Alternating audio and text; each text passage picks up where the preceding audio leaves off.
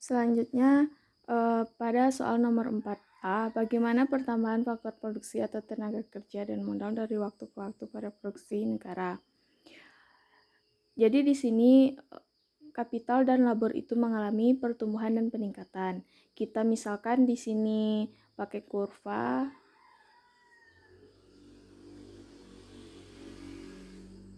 Ini X, ini Y. 70, 140, 210, kemudian 280. Ini sinilah 70, 140.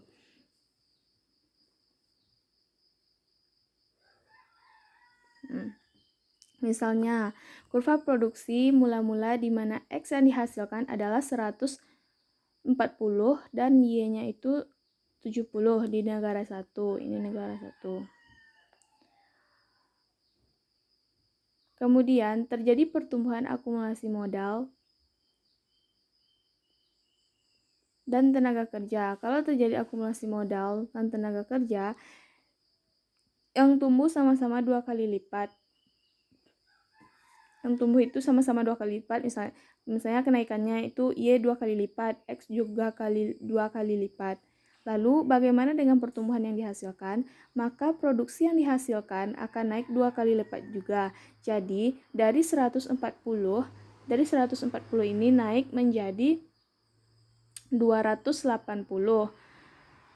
Dan X yang dihasilkan X-nya itu 280 dan Y yang dihasilkan yaitu 140.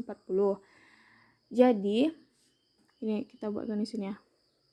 Nah, jadi misalkan L dan K itu naik sama-sama naik 2 kali lipat, maka nantinya produksi yang dihasilkan juga akan sama-sama naik 2 kali lipat. Jadi besaran perubahannya nanti sama-sama sejajar ini dan ini ya. Inilah yang dikenal dengan sebutan balance growth atau pertumbuhan yang seimbang. Kalau misalkan pertumbuhannya tidak sama antara labor dan kapitalnya, misalnya gini. Misalnya L-nya itu naik 2 kali lipat, sedangkan kapitalnya tidak naik 2 kali lipat.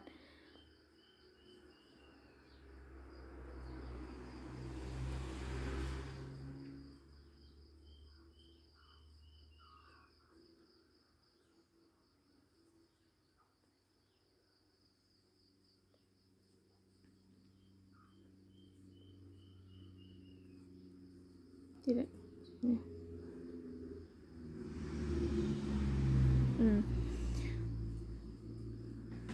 Tapi besarnya itu maka produksi dari X itu akan naik 2 kali lipat, tapi besarnya itu tidak sampai di 180. Dia agak kecil, misalnya sampai di 275. Jadi kalau salah satu yang naik 2 kali lipat itu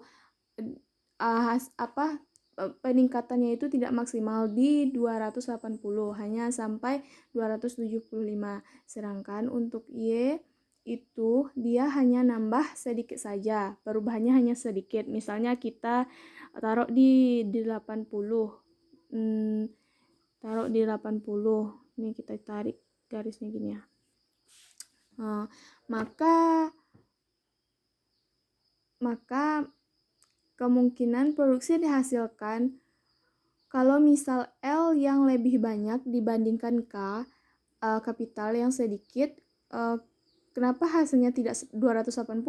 Karena syarat untuk mencapai output 280 yaitu harus sama-sama 2 kali lipat juga. Misalnya L-nya harus 2 kali lipat juga kenaikannya dan kapitalnya 2 kali lipat juga. Dia harus menggunakan input lain yaitu 2 kali lipat. Kalau dia sama 2 kali lipat, maka akan mencapai 2 kali lipat juga kenaikannya. Nah, kita lanjutkan lagi. Kalau kita misalkan juga di sini kapitalnya yang 2 kali lipat. Kapital yang 2 kali lipat.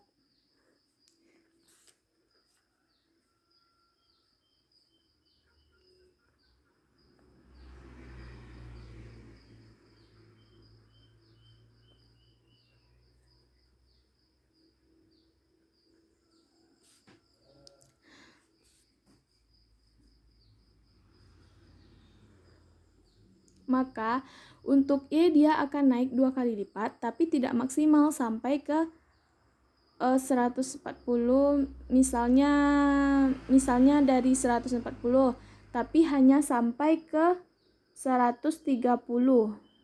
Kita misalkan ya. Dan untuk X di mana? Karena hanya naik sedikit, tidak sampai 2 kali lipat, maka di sini X-nya itu hanya 150.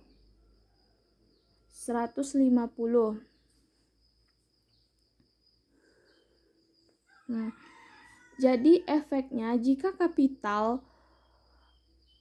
2 kali lipat dan L-nya tidak naik 2 kali lipat, maka output yang dihasilkan untuk Y pasti lebih besar dibandingkan output X hanya dari input ke 150. Selisihnya itu kan 10 kalau X-nya 160. Kenapa tidak sampai 140? Karena syarat untuk mencapai output 2 kali lipat adalah labornya 2 kali lipat pula.